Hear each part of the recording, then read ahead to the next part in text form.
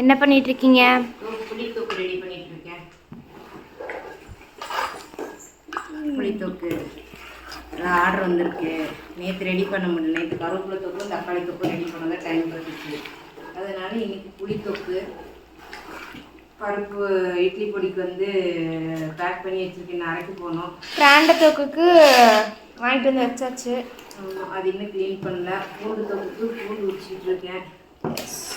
அதுக்குள்ளார இந்த வேலையும் பார்த்துட்டு இருக்கனால அப்புறம் வாட்ஸ்அப் நம்பருக்கு வாட்ஸ்அப் பண்ணி ஆர்டர் ப்ளேஸ் பண்ணிக்கலாம்.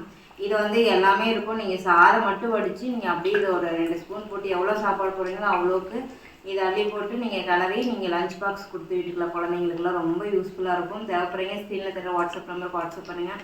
நல்லா ஆயில் மிதங்க நல்லெண்ணெய் விட்டு தான் நல்லெண்ணெய் மிஸ்டர் கோல்டு எண்ணெய் தான் நான் யூஸ் பண்ணுவேன். இந்த கேன் 8-9 வருஷமாக எங்கள் நல்லா இருக்குது. தேவைப்படுறீங்க வாட்ஸ்அப் நம்பருக்கு வாட்ஸ்அப் பண்ணி ஆர்டர் ப்ளேஸ் பண்ணுங்கள்.